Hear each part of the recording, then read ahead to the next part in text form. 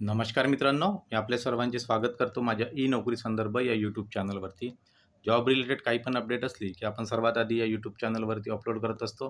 तसंच आपलं Telegram channel पण आहे. व्हिडिओच्या डिस्क्रिप्शनमध्ये तुम्ही गेलात तर तुम्हाला टेलिग्रामची लिंक मिळून जाईल. त्या लिंकवरून तुम्ही डायरेक्ट माझ्या टेलिग्राम ग्रुपला जॉइन व्हा. जे काही रेग्युलर अपडेट असतात छोट्या-मोठ्या त्या आपण टेलिग्राम ग्रुपवरती जॉइन करत असतो. सोबतच सर्वांना विनंती आहे मित्रांनो, चॅनलवरती नवीन असाल तर चॅनलला सबस्क्राईब करा. आणि तुमचे जे काही डाऊट असतील मित्रांनो कमेंट करा. पण कमेंटच्या आधी तुम्हाला काय करायचं, चॅनलला सबस्क्राईब करायचं आहे. कारण मला दिवसभरात भरपूर कमेंट्स येत असतात यूट्यूबवरती. तर आता मी काय करेल, फक्त जे सबस्क्रायबर आहेत त्यांचंच रिप्लाय देत जाईल. त्याच्यामुळे तुम्ही चॅनलला सबस्क्रायबर बनून जा चॅनलचे. त्याच्यामुळे काय होतं की जे सबस्क्रायबर असतात त्यांचे कमेंट्स मला टॉपवरती दिसतात आणि मग मी त्यांचं उत्तर देऊ शकतो. तर ही प्रोसेस फॉलो करा आणि आता चला आपण व्हिडिओला सुरुवात करूया.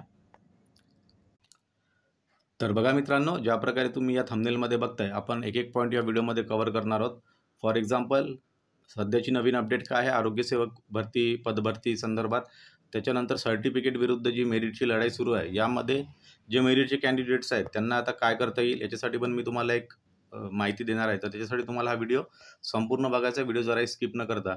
आता आपल्याला माहिती आहे की पेपरमध्ये पण ही न्यूज यायला लागलेली आहे आणि आपल्याला जो सपोर्ट आहे तो मेरिटच्या विद्यार्थ्यांच्या बाजूनी जास्त सपोर्ट आहे. ओके, तर ही एक गोष्ट लक्षात ठेवा आणि ती पेपरची न्यूज पण तुम्हाला दाखवेल. त्याच्यानंतर आपल्याला समोर काय करता येईल, जेणेकरून तुमची जी बाजू आहे मित्रांनो आरोग्याचं 50% आणखी स्ट्रॉंग पद्धतीने तुम्हाला सगळीकडे मांडता येईल. तर या संदर्भात आपण माहिती या व्हिडिओमध्ये बघणार आहोत. संपूर्ण पॉईंट मी कव्हर करेल. आरोग्यसेवक पदभरती 50%चा गोंधळ काय, जुनी जी जाहिरात आहे 2019 आणि त्याच्यानंतर आता 2023 मध्ये जी जाहिरात आलेली होती, त्याच्यात काय फरक आहे हा पण आपण समजून घेऊया. आणि सर्वात महत्त्वाची जे विद्यार्थ्यांचे प्रश्न आहेत की नियुक्ती कधी. बघा, बऱ्याचशा जे जिल्हा परिषदे आहेत त्यांची 50%ची डिव्ही झालेली आहे आणि काहीची अजून पण सुरू आहे. तर याच्यानंतर आता बघा, जिल्हा परिषद फक्त मार्गदर्शक सूचनाची वाट बघत आहे. त्यांना एकदा मार्गदर्शक सूचना प्राप्त झाल्या की नियुक्ती तुम्हाला मिळायला लागतील. पण याच्यात आणखी नियुक्त्यासाठी किती वेळ लागू शकतो किंवा मार्गदर्शक सूचनेबद्दल काय अपडेट आहे ते पण या व्हिडिओमध्ये आपण कव्हर करणार. तर व्हिडिओ जरा स्किप न करता तुम्हाला संपूर्ण बघायचं. चला आता सुरुवात करूया.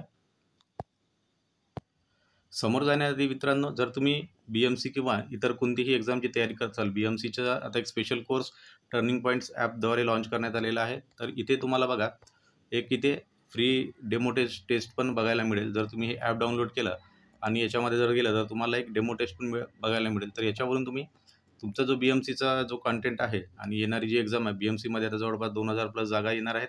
तर त्याच्यासाठी या ॲपचा यूज करू शकता.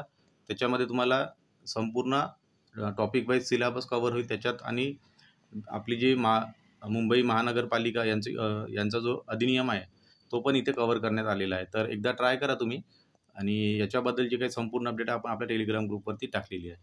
तर चला आता आपण बघूया आरोग्यसेवक संदर्भात जी आता पेपरमध्ये न्यूज येत आहे. तर ती बघा मित्रांनो, ही आता 2 ते 3 दिवसाआधीची न्यूज आहे पुढारी या न्यूजपेपरमध्ये. तर आरोग्यसेवक पदांच्या ज्या नियुक्त्या आहेत त्या फक्त गुणवत्तेच्या बेसिसवरच करण्यात यावी अशी विद्यार्थ्यांची मागणी. आणि ही जी मागणी आहे मित्रांनो 100% योग्य आहे. कारण जर विद्यार्थी जेव्हा मेरिटनुसार जे विद्यार्थी टॉपमध्ये आलेले आहेत त्यांनाच इथे संधी मिळायला पाहिजे. पण फक्त एका वाक्यामुळे इथे गोंधळ निर्माण झालेला आहे आणि याचाच फायदा आता जे फवारणी कर्मचारी आहेत त्यांना पण असं वाटतं की त्यांना आधी घ्यायला पाहिजे. आणि काही जिल्हा परिषदा पण आपापल्या मनमानीनुसार जे फवारणी कॅन्डिडेट आहेत त्यांना पण DVसाठी बोलवत आहेत. आता तुम्ही बघितलं असणार, कुठल्या पण जिल्हा परिषदेची असो, ज्यांना त्या जिल्हा परिषदेमध्ये जर फवारणीचे कॅन्डिडेट दिसली आहे तर ते त्यांना DVसाठी बोलवत आहेत. मग त्यांना 90 मार्क्स पण का नसोत, फक्त 90 मार्क्स जरी असतील तर त्यांना DVसाठी बोलण्यात येत आहे. आणि याच विषयामुळे विद्यार्थ्यांमध्ये बरेचसे विद्यार्थी तणावामध्ये आहेत की जर यांचं सिलेक्शन झालं आणि ह्या जर जागा गेल्या तर मग जे मेरिटमध्ये विद्यार्थी आहेत ते काय करतील. मग शेवटी कोर्टाचा दरवाजा यांना काय करावं लागेल, कोर्टाची पायरी चढावीच लागेल असं पण तुमचं बऱ्याचशा विद्यार्थ्यांचं मत आहे. तर ही पेपरमधली बातमी जर तुम्ही बघितली तर बघा, जिल्हा परिषदेअंतर्गत भरती केल्या जाणाऱ्या 50% पदाची जी भरती आहे ती फक्त गुणवत्ता यादीनुसारच करण्यात यावी अशी मागणी विद्यार्थी संघटनेतून केली जात आहे. ही भरती प्रक्रिया शासनाच्या जाहिरातीत नमूद दिनांक 4 मे 2022 तसेच 15 मे 2023च्या परिपत्रकाप्रमाणे करण्याची मागणीही गुणवत्ताधारक विद्यार्थ्यांनी एका प्रसिद्ध पत्रकाद्वारे अन्वय केली आहे. तर हा परिपत्रक पण मी तुम्हाला आता आपण दाखवणार आहोत. तर ही जी माहिती आहे मित्रांनो आता इथे जास्त वाचत नाही, पण आपण ही टेलिग्रामवरती पण टाकलेली होती, तर तुम्हाला फुल सपोर्ट आहे. जे विद्यार्थी मेरिटनुसार आहेत, तर तुम्ही निश्चिंत राहा. भरती जी आहे ती मेरिटनुसारच होणार आहे आणि सर्वांना असंच वाटते की मेरिटनुसारच भरती झाली पाहिजे. जर कोर्टात जरी विषय गेला मित्रांनो, तर तुमची बाजू स्ट्राँग आहे, कारण एकच शब्द आहे प्राधान्य, आणि प्राधान्य या शब्दाचा वापर तेव्हाच होतो, जेव्हा कुठली पण एक्झाम होत होती असो, त्याच्यामध्ये जर एकाच सेम मार्क्सवरती जर नंबर ऑफ कॅन्डिडेट असतील, तर तिथे हा मग प्राधान्य शब्दाचा यूज होतो. याच्यावरती अनेक निकाल कोर्टाने दिलेल्या सुप्रीम कोर्टापासून हायकोर्टापर्यंत संपूर्ण निकाल इथे अवेलेबल आहे तुमच्याकडे. तर त्याच्यामुळे तुमची बाजू स्ट्राँग आहे, तुम्ही निश्चिंत राहा. पण सध्या तरी जिल्हा परिषदेने काय करायला पाहिजे, जास्तीत जास्त विद्यार्थ्यांना इथे एक परिपत्रक काढून काहीतरी एक सूचना द्यायला पाहिजे, की जी भरती आहे मित्रांनो मेरिटनुसारच होणार आहे. किंवा आता जिल्हा परिषदेला राज्य शासनाकडून काय मार्गदर्शक सूचना येतात, त्याच्यावरती पण सर्व अवलंबलेलं आहे. त्याच्यामुळे मार्गदर्शक सूचना जिथे मी तुम्हाला इथे सांगितलेलं आहे, मार्गदर्शक सूचना कधी, तर फक्त जिल्हा परिषद काय करते, मार्गदर्शक सूचनेचा वाट बघत आहे. एकदा मार्गदर्शक सूचना आली आणि तिथे जर राज्य सरकारने कळवलं की तुम्हाला मेरिटनुसारच भरती घ्यायची आहे, तर मग तुम्हाला इथे फवारणी कर्मचाऱ्यांचा इथे विषय राहणारच नाही. तर आता बघा, जी जुनी जाहिरात होती याच्यामधला पण फरक समजून घ्या, जे विद्यार्थी तणावामध्ये येत आहेत.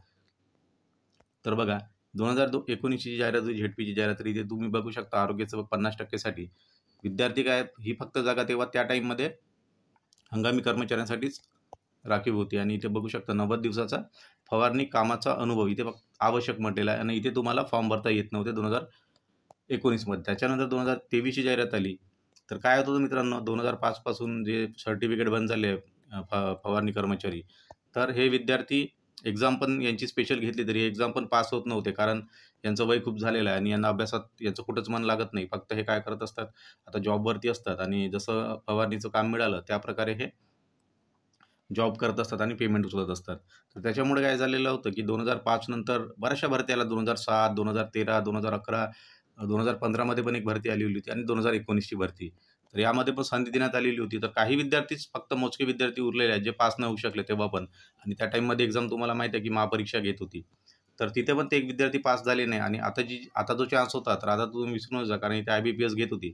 तर या विद्यार्थ्यांना फक्त काय पडलेले आहेत, 90 मार्क्स पडलेले आहेत, जर सर्टिफिकेट असेल तर. आणि काही विद्यार्थ्यांना ते पण मार्क्स पडले नाही. तर आता यांचं एवढंच म्हणणं आहे, की आमच्याकडे एक कागदाचा तुकडा आहे, ज्याला आपण फवारणीचं सर्टिफिकेट म्हणू. तर ह्याच्या बेसिसवर, त्या कागदाच्या बेसिसवर किंवा त्या सर्टिफिकेटच्या बेसिसवर तुम्हाला इथे यांना संधी देण्यात यावी, किंवा यांचा जो कोटा आहे तो तर यांना घेण्यात यावं. पण जर नवीन जाहिरात बघितली 2023 मध्ये, असं कुठेही आवश्यक या शब्दाचा उल्लेख नाही. इथे परत मी एकदा वाचून दाखवतो. विज्ञान विषय घेऊन SSC तुम्ही पास झालेले पाहिजेत. त्याच्यानंतर जो राष्ट्रीय मलेरिया प्रतिरोध कार्यक्रम आहे, त्याच्या अंतर्गत हंगामी क्षेत्र कर्मचारी म्हणून 90 दिवसाचा अनुभव धारकांना प्राधान्य देण्यात येईल. जर असाल तुम्ही, तर तुम्हाला प्राधान्य देण्यात येईल. पण प्राधान्याचा शब्दाचा अर्थ फक्त इथे हाच लागतो, की जेव्हा तुम्हाला जास्त म्हणजे सेम मार्क्स असतील. आता एक विद्यार्थ्याकडे सर्टिफिकेट आहे, एका विद्यार्थ्याकडे सर्टिफिकेट नाही, दोघांना 156 मार्क्स आहेत किंवा 150 मार्क्स आहेत. तर या कंडिशनमध्ये एका विद्यार्थ्याकडे, आता बघा, दोघांना 150 मार्क्स आहेत, तर या विद्यार्थ्यामध्ये एका विद्यार्थ्याकडे जर फवारणी सर्टिफिकेट आहे, तर त्यांना आपल्याला हे इथे प्राधान्याचा या शब्दाचा यूज केला जातो. तर बरेचसे निकाल आहेत मित्रांनो. इव्हन तो DVTची पण अशीच केस झालेली होती. त्यामध्ये मग आपले जे कॅन्डिडेट्स आहेत, एक सर्टिफिकेट होतं त्यांच्याकडे पण, आणि ते सर्टिफिकेट विरुद्ध आपले जे कॅन्डिडेट्स आहेत डिप्लोमा आणि डिग्री, ते कॅन्डिडेट्स मग कोर्टामध्ये गेलेले होते आणि मग त्यांच्या बाजूनेच निकाल आला होता, की एखादं सर्टिफिकेट असेल त्याच भरोश्यावरती तुम्हाला जॉब देता येत नाही. आता तो कोर्स आत्ता एक्झॅक्टली मला लक्षात येत नाही. DVTचा तो एक कोर्स आहे, जे ITIचे विद्यार्थी करत असतात टीचिंगसाठी. 1 वर्षाचं सर्टिफिकेट असते ते.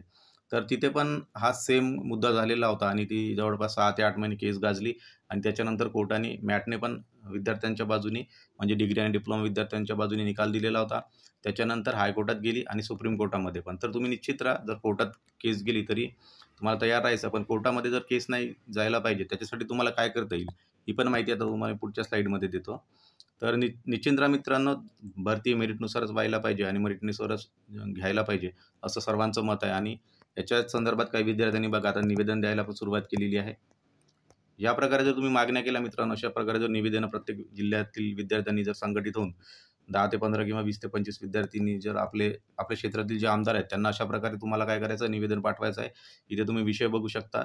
आरोग्य सेवक 50% या पदासाठी सरळ सेवा परीक्षेच्या गुणवत्तेनुसारच अंतिम निवड यादी तयार करण्याबाबत. या प्रकारे सर तुम्ही मॅटर लिहिलं, संपूर्ण माहिती समजावून सांगितली आणि आमदारामार्फत जर ही माहिती पोहोचवली तर तुम्हाला याचा खूप फायदा होईल, जेणेकरून आपले जे राज्य शासन आहे त्यांच्यापर्यंत हा मुद्दा जाईल आणि ज्या मार्गदर्शक सूचना प्राप्त होणाऱ्या जिल्हा परिषदेला त्या तुमच्या बाजूनेच प्राप्त होतील, की जिल्हा परिषदेने जे काही जाहिरात काढली आणि त्याचा प्राधान्य या शब्दाचा अर्थ कशाप्रकारे घ्यायला पाहिजे. नाहीच जर घेतला तर मग कोर्टाशिवाय उपाय नाही. कारण त्या ज्या जागा आहेत मित्रांनो, जर इथल्या 4 ते 5 जागा जरी असतील आणि त्या जर जागा गेल्या तर त्या काय होणार आहेत, ओपनमध्ये जातील जागा आणि मग इथे जे ओपनचे कॅन्डिडेट आहेत त्यांचं मग इथे नुकसान होणार आहे. जर एक ओपनच्या कॅन्डिडेट्सला 160 पण मार्क्स असतील आणि तो सिलेक्ट होणार नाही आणि हंगामी फवारणी कर्मचारी ज्याच्याकडे 90 मार्क्स आहेत तो सिलेक्ट होऊन जाईल. असं जर झालं तर मग कोर्टाशिवाय दुसरा उपाय नाही. पण सध्यासाठी कोर्टात विषय जाऊ नये आणि भरती लांबू नये यासाठी तुम्हाला काय करायचं आहे, अशा प्रकारे जे निवेदन आहे तुम्ही आपापल्या जिल्ह्यातील जे काही तुमचे मोठे आपले आमदार, खासदार आहेत किंवा जे काही मंत्री महोदय त्यांच्यापर्यंत तुम्ही हे पोहोचवू शकता. तर खूप छान उपक्रम या विद्यार्थ्यांनी केलेला आहे आणि ते नाव पण आहे आपले स्नेहांकित निलेश लंके आहेत. आणि बघा यांच्यामार्फत जे सदस्य आहेत यांच्यामार्फत आपलं मानणं आपलं म्हणणं मंत्र्यांपर्यंत पोहोचवण्याचं काम केलेलं आहे. तर तुम्ही पण मित्रांनो अशा प्रकारे उपक्रम घेऊ शकता. सगळं फॉर्मॅट दिलेला आहे, हा आपण टेलिग्रामवरती पण टाकलेला आहे. तर अहिल्यानगरसाठी या विद्यार्थ्यांनी प्रयत्न केलेला असंच तुम्ही करू शकता. आणि ज्या विद्यार्थ्यांचे येणाऱ्या काळात DV आहेत तिथे पण तुम्ही मित्रांनो जेव्हा तुम्ही एकजूट असता, आता माहीत आहे की DVसाठी 150, 200 विद्यार्थी असतात. तर सर्व विद्यार्थ्यांनी तुमचं DV झालं त्यावेळी संघटित येऊन काय करायचं, तुम्हाला एक निवेदन पण तुम्ही काय करू शकता, जिल्हा परिषद CEOला देऊ शकता. कारण तुम्ही त्यावेळी तिथं हजर असता आणि CEO साहेब जर असतील तर तिथे पण जाऊन तुमचं म्हणणं तुम्ही तिथे मांडून आपलं निवेदनाच्या माध्यमातून देऊ शकता. अशामुळे तुमचं जे आहे म्हणणं सरकारपर्यंत पोहोचेल आणि लवकरात लवकर इथे निकाल लागेल. लवकरात लवकर जिल्हा परिषदेला मार्गदर्शक सूचना प्राप्त होतील आणि तुम्हाला नियुक्त्या लवकरात लवकर मिळून जातील. तर आता बघा मित्रांनो, एका जिल्हा परिषदेची फायनल लिस्ट लागली आहे ते तुम्हाला दाखवतो. तर ही आहे जालनाची. आता जवळपास 10 ते 15 दिवस झाले. इथं अंतिम निवड यादी लागलेली आहे. इथे 270 विद्यार्थी पास झालेले होते, 269. आणि त्याच्यामध्ये कुठेही फवारणी कर्मचारीचा उल्लेख नव्हता. म्हणजे ते फवारणी कर्मचाऱ्यांनी एक तर पास नसतील झाले किंवा अप्लायच नसेल केला कारण कमी जागा होत्या. तर इथे त्यांचं कुठेही सिलेक्शन करण्यात आलेलं नाही. पण बाकीच्या जिल्हा परिषद आहेत त्यांनी अजून पण फायनल लिस्ट लावलेली नाही. ही फायनल लिस्ट आहे फक्त वाशिमतर्फे लागलेली आहे आणि इथे कुठेही हंगामी म्हणजे हंगामी फवारणी कर्मचाऱ्याला घेण्यात आलेलं नाही. तर आता बाकीचे जिल्हे बघूया काय करतात. जर त्यांनी इथे कुठं पण जर विद्यार्थ्यांना सिलेक्ट केलं तर मग इथे विषय थोडासा कॉम्प्लिकेटेड होऊन जाईल. त्याच्यामुळे आता लवकरात लवकर मार्गदर्शक सूचना इथे गेल्या पाहिजेत.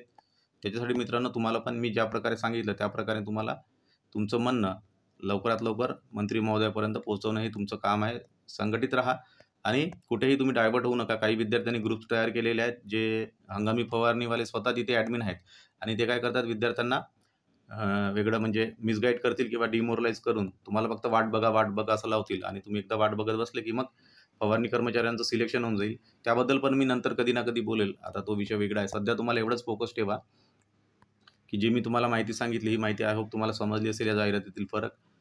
तर इतकीच माहिती होती मित्रांनो. परत एकदा तुम्हाला सांगतो, जर बृहन्मुंबई म्हणजे BMCसाठी तयारी करत असाल तर ॲप डाउनलोड करा आणि ॲपच्या माध्यमातून जे काही फ्री फुल टेस्ट आहे त्यांचा लाभ घ्या आणि त्याच्यानंतर जर तुम्हाला वाटलं की सिलेबस आपल्यासाठी योग्य आहे तर तुम्ही इथे ती ॲप पण परचेस करू शकता. याच्यातला कोर्स परचेस करू शकता. खूप स्वस्त आणि खूप कमी दरामध्ये अवेलेबल आहे. खूप चांगला कोर्स आहे. तर ही संपूर्ण माहिती होती मित्रांनो. याच्यात व्यतिरिक्त जर तुमच्या मनात काही डाऊट असेल तर तुम्ही कमेंट बॉक्समध्ये येऊन कमेंट करा. प्रत्येक कमेंटचं आपण उत्तर देत असतो. व्हिडिओला जास्तीत जास्त विद्यार्थ्यांपर्यंत पोहोचवा. Thank you very much.